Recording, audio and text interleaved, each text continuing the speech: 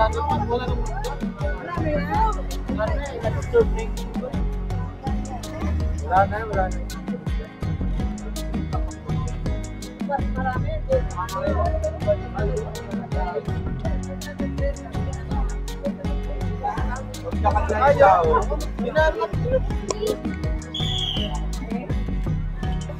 bang mayroon dito? Hindi, mga sundalong metal.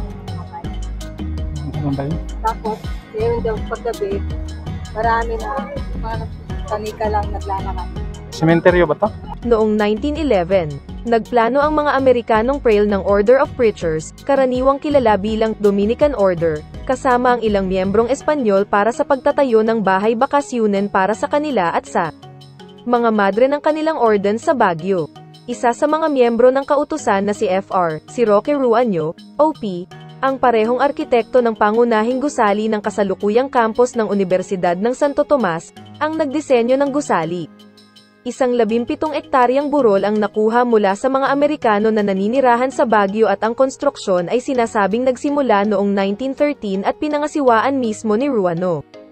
Ito ay pinasinayaan noong Mayo taong 1915 upang samantalahin ang mga tax exemptions.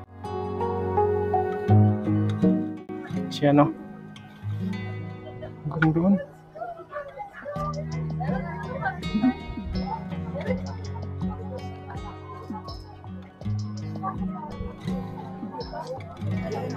Una natin sa loob.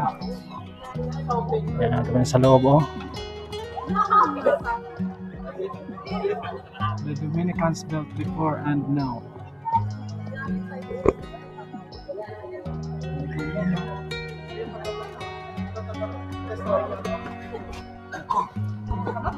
Ang kautusan ay nagtayo ng isang seminaryo na pinangalan ng Colegio del Santissimo Rosario noong Hunyo taong 1915, ngunit dahil sa napakaliit na enrollment, ang paaralan ay nagsara pagkaraan ng 2 taon at ang gusali ay ibinalik sa dati orihinal na gamit. Ang burol kung saan nakatayo ang gusali ay bininyagan bilang Dominican Hill.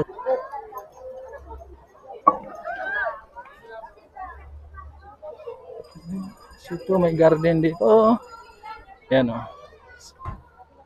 Paligid po ito ng ano. Diplomat Hotel. Ano. Parang malaking cross doon sa harap eh. Yun o. Iniikot natin to. Noong ikalawang digmaang pandaigdig, ang mga taong tumakas mula sa mga Hapones ay naghanap ng kanlungan sa loob ng mga pader nito. Sinalakay ng mga puwersa ng Hapon ang ari-arian at ginawa itong kanilang punong tanggapan, na ginawa itong huling baluarte at garrison ng hukbong imperial ng Hapon. Ang kanilang lihim na pulis na kilala bilang Kempeitai, ay gumawa ng mga barbaric na gawain sa lugar tulad ng pagpapahirap, panggagahasa, at pagpugot ng ulo sa mga pari, madre, gayon din sa mga refugee. Oo, rin natin. Diplomat Hotel daw. Yan, ito sa loob. Malinis.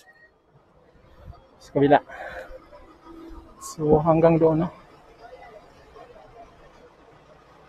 Ligid po ito. Subukin natin. Hanggang dito. So, ano, kita natin sa loob. Medyo mainit, no? Hindi ko nga alam kung makalabas pa ito doon sa, ano. Yan, no? Hindi ko lang makalabas pa ito doon sa kabila.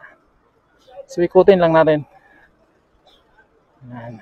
Ito yung Diplomat Hotel. Hotel daw, no? Pero wala talaga akong idea dito. No? Yun, no?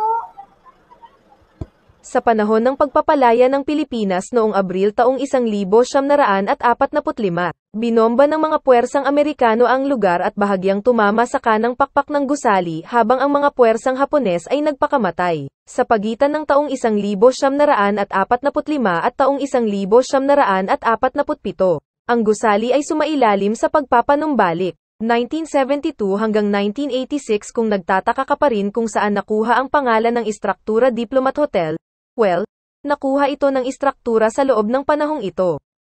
Nakuha ng Diplomat Hotels Corporation ang lugar at ginawa itong isang hotel at doon ito nakilala bilang Diplomat Hotel.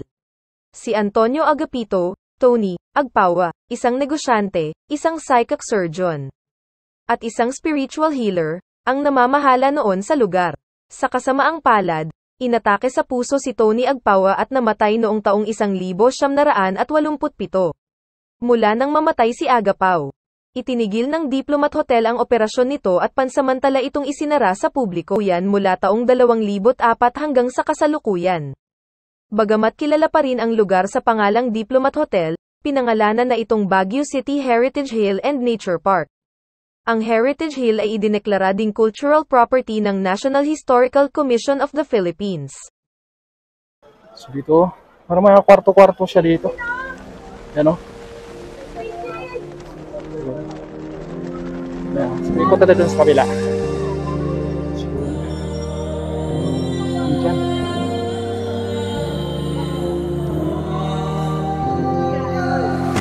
Yun o, parang may mga banyo.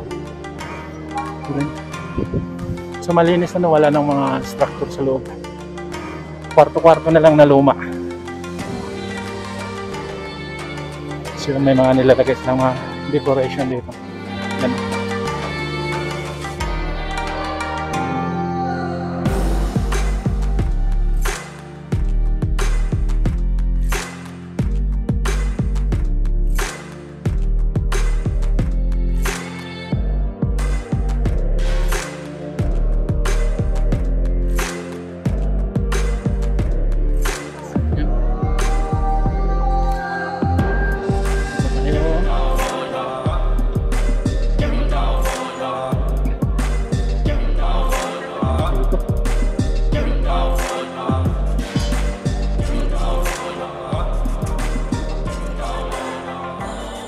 Ano, parang may cross siya.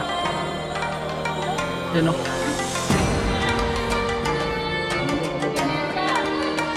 Baba na yan dyan.